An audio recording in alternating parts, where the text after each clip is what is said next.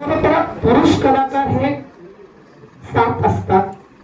स्त्री पात्र भूमिका या साकारणाऱ्या 2 असतात. एक म्हणजे मुलीची भूमिका करणारा आणि एक सात्विक म्हणजे आईची राणीची भूमिका करणारी. पुरुष स्त्री शिवाय अपूर्णच आहे, तसंच स्त्री भूमिकेशिवाय दशावतार अपूर्णच आहे. कारण काय, पूर्ण कंटिन्यू नाटक सुरू झाल्यापासून कदाचित नाटक सुरू झाल्यापासून जर नाटक बघणारा प्रेक्षक आता कधी लेडीज येणार याकडे लक्ष ठेवून बसलेला असतो. त्यामुळे या बाबतीत सादरीकरणाच्या बाबतीत स्त्री अंग दशावतारात किती कसं महत्वाचं आहे हे आपण सांगा. त्याचबरोबर कैलासवासी बाबी नालंग यांचा सुद्धा आपल्याला सहवास लाभलेला आहे. तेव्हा राष्ट्रपती पुरस्कार विजेते आणि दशावताराचे अभिनय संपन्न राजा बाबी नालंग काका यांच्या सुद्धा आठवणी सांगाव्यात अशी आमची विनंती आहे. आता तुम्ही म्हटलं त्याप्रमाणे जेवढा स्त्री कलाकार त्या नाटकात महत्वाचा आहे तसंच पुरुष कलाकारही तेवढाच महत्वाचा आहे. आता स्त्री भूमिका साकारत असताना त्यावेळी म्हणजे सुरुवातीला मी जवळजवळ माझं 87ला माझी सुरुवात झाली नवीन. आणि नवीन सुरुवात झाल्यानंतर पहिल्याच प्रथम मी भटी मानकर यांनी भट कंपनी गोरे कंपनी चालवायला गेली. त्यांच्याजवळ मी राहिलो. त्यांच्याजवळ 1-2 वर्ष झाल्यानंतर गुरुवारी यशवंत काका त्यांच्या कंपनीत जवळजवळ मी 8 ते 9 वर्ष त्यांच्या कंपनीत. आता 1-2 वर्ष मध्यंतर सुरुवात झाल्यानंतर मलांकर कंपनीत त्यांनी माझा बाबी नालंग यांनी ठराव केल्यानंतर तिथे पहिली सुरुवात माझी राम भक्त जांबोन या चरित्राने सुरुवात झाली. आणि ते राम भक्त जांबोन हा खेळ चालू असताना INT संस्था मुंबईत त्या संस्थेनं 12 नाटकं घेतली आणि त्या नाटकामध्ये जवळजवळ आम्ही 28 कलाकार होतो.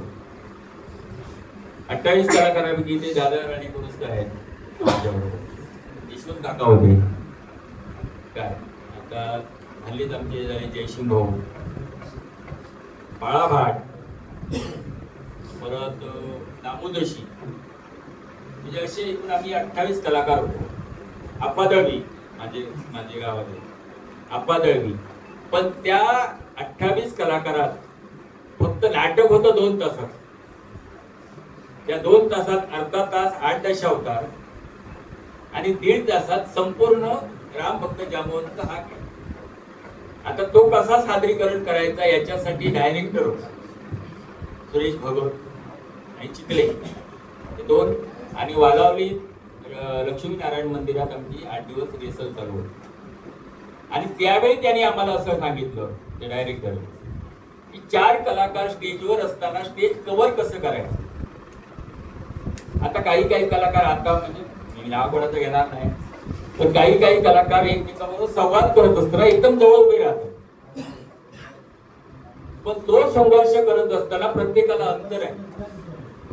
जो आपल्याबरोबर विरोधी भूमिकेत आहे, विलन आहे, तर मी एक स्त्री भूमिका करणार, मग स्त्रीनं आणि त्या विलनानं अंतर किती ठेवायचं हे त्या डायरेक्टरने आम्हाला शिकवलं. आणि त्याच्यानंतर आम्ही 12 नाटकं, पण त्या 12 नाटकात मी जामवंती आणि बाळा सावंत कृष्ण आणि जीजी जोळणकर जामवंत, आणि हे या 3 भूमिका शेवटपर्यंत त्यांनी तशाच ठेवल्या.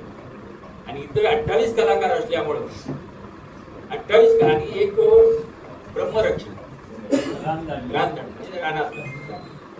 तो एक शेवटपर्यंत. बाकी इतर भूमिका आज 17जीत कोणी केला तर दामोदर जोशी आहे, तर उद्या 17जीत बाळा भाटांचा, तर त्यांनी 8 दशावतार ब्रह्मदेव करायचा त्या दिवशी त्याच कलाकार.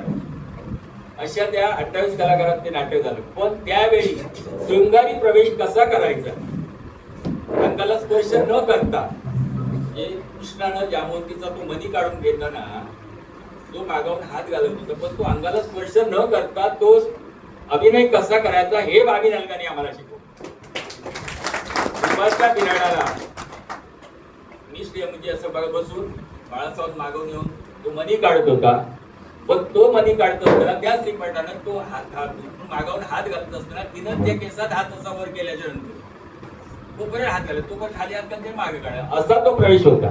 आणि बाबीनाला पहिले गुरु म्हणजे ज्यावेळी माझी सुरुवात झाली त्यावेळी आमचे गावचे, कदाचित कोणीतरी बघितलं नसेल, काकांना माहीत असेल, बाबा सावंत म्हणून होते, विलन करायचे पुणे कंपनी, त्यावेळी दिन्याचे वडील असतात. त्यांनी आम्हाला असं, आम्ही देवळात जागरणाला जात असताना आम्ही असे पुळीत काढायला जायचो, असे गावातील मुलं. त्यावेळी मला एक नाटक दिवाळीसाठी आपण जत्रेला बसू, त्यावेळी आम्ही नाटक बसवलं वाल्यापूर. त्यावेळी आमचे रामू काका आणि बाबा सावंत यांनी आम्हाला ते थोडक्यात असं नाटक लिहून दिलं आणि ते आम्ही सादरीकरण केलं. माझं भाग्य एवढं की मी आमच्या देव दिवाळीच्या जत्रेला, अमावास्येच्या जत्रेला आमच्या देवळात मी भूमिका, गजरेची भूमिका केली. आणि दुसऱ्या दिवशी दिलीप सामंत यांचे वडील दामोदर सामंत यांचं नाटक होतं पिस्या कामत्याला, कोटकामना पिस्या कामत्याला. मग त्यांनी त्यावेळी कोणती काय व्यवस्था नव्हती. बाबा सावंत यांना निरोप दिला की रात्री तुमच्याजवळ जी गजरेच्या भूमिकेच्या पोरग्याला घेऊन ये. आणि तिथून माझी खरी सुरुवात झाली. म्हणजे आज भूमिका केली मी पहिलीच, आणि दुसऱ्या दिवशी मला त्यांनी गप्पत दिला. त्याच्यानंतर यशवंत काकांकडे मी बरेचसे ज्या माझ्या त्रुटी होत्या त्या यशवंत काकांनी माझ्या सुधारल्या. त्याच्यानंतर बाबीराम तर पहिले त्याच्यानंतर माझी माहिती देणारे किंवा संघर्ष करत. दुसरी गोष्ट, लेडीज म्हणून मुलीची असू दे किंवा सात्विक असू दे, आता नंतर मी सात्विक, पण पहिली जेव्हा मी मुलीची भूमिका करायचो त्यावेळी बाळाभटांचे उद्गार होते की संघर्ष करत असताना एखाद्या व्हिलनाबरोबर, व्हिलन आपल्यावर हात टाकतो मुलीवर, त्यावेळी संघर्ष करत असताना प्रत्येक वेळी नजरेला नजर भिडून संवाद करा.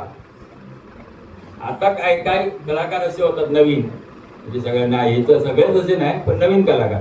आता दादानी सांगितलं किंवा यांनी सांगितलं त्याप्रमाणे की माईक धरून बोलतात. त्यावेळी माईक जास्त अशी ह्या नव्हत्या, आता जशी माईक सिस्टीम आहे तशी त्यावेळी नव्हती. त्यावेळी सहज बोललं जात होतं आणि तो आवाज प्रेक्षकांपर्यंत पोहोचत होता. आता माईकला धरून जरी बोलतो तरी प्रेक्षकांपर्यंत आवाज जात नाही, ही गोष्ट आहे. आणि संवाद करताना अजूनही म्हणजे एक विनंती माझी, संवाद करताना कुठल्याही कलाकाराने नजरेला नजर भिडूनच संवाद करा. प्रेक्षकांकडे बघून, विरोधी पक्ष इकडे आणि प्रेक्षकांबरोबर तिकडे बघून संवाद करणं ही चुकीची गोष्ट आहे. कृष्ण आणि जांबुवंती ही भूमिका बदलली गेली नाही, म्हणजे तुमची अभिनयाची ताकद आम्हाला नक्कीच समजलेली आहे. आणि त्यापेक्षा एक जवळचं मी अनुभवलेलं माझ्या दशावतार प्रवासातील एक गोष्ट सुरेश गुरव काका यांची सांगेल. मी बऱ्याच जणांची ती भूमिका बघितली, पण आर्य चाणक्य या नाटकात जेव्हा तो पर्वतेश्वर नयनतारेच्या ओठांना विष लावतो, पर्वतेश्वर तिला भेटायला गुपचूप आलेला असतो आणि त्याच्या अगोदर आलेला व्हिलन तिच्या ओठांना विष लावतो आणि जर ओठ उघडले बोलण्यासाठी तर ते विष पोटात जाणार आणि तू मरणार ही सूचना केलेली असते. आणि गुपचूप रात्रीचा त्या नयनतारे या स्त्री व्यक्तिरेखेला भेटण्यासाठी तो पर्वतेश्वर आलेला असतो आणि पर्वतेश्वर तिला विचारत असतो, माझ्या मिठीत ये. ती सांगते, मी मिठीत येऊ शकत नाही. पण ती 15 मिनिटं विष लावलेलं असताना बोलू शकत नाही कलाकार. ती 15 मिनिटं आपल्या अभिनयानं लोकांना हसवून खेळवून ठेवताना मी या कलाकाराला पाहिलेलं आहे. म्हणजे अगदी खाणाखुणा अभिनयाचा असायचा की मुख अभिनय, म्हणजे माझ्या ओठाला विष लावलेला आहे. तो समोरचा पर्वतेश्वर विचारायचा, काय दंत धावन केलं नाही, चालेल मला भेटलीच